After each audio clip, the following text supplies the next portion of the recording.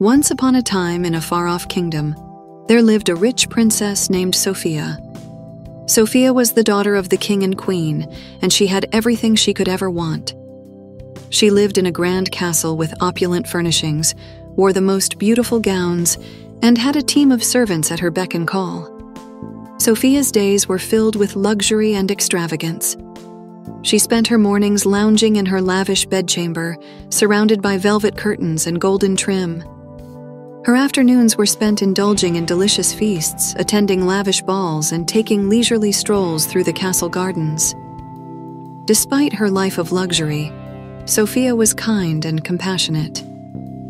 She spent much of her time helping those in need, often sneaking out of the castle to visit the poor and sick in the nearby village. She would bring them food, clothing, and medicine, and offer them comfort and support. One day, while out on one of her secret visits, Sophia met a handsome young man named Alexander. Alexander was a humble blacksmith's apprentice, and he was immediately smitten with Sophia's beauty and grace. He was struck by her kindness and generosity, and he found himself drawn to her again and again. As they talked, Sophia found herself drawn to Alexander's kindness and sense of humor. She was impressed by his intelligence and ambition, and she found herself feeling a connection with him that she had never felt with anyone before. Despite their differences in social status, Sophia and Alexander began to meet in secret. They would walk in the castle gardens, talking and laughing together, and Sophia would find herself feeling happier and more alive than she had in years. But alas, their love was forbidden. The king and queen had other plans for Sophia's future, and they did not approve of her relationship with a commoner. They saw Alexander as beneath Sophia's station, and they feared that her association with him would tarnish the royal family's reputation. Determined to be with Alexander, Sophia made a bold decision. She would give up her royal title and wealth to be with the man she loved. She knew it wouldn't be easy, but she was willing to sacrifice everything for the chance at true happiness.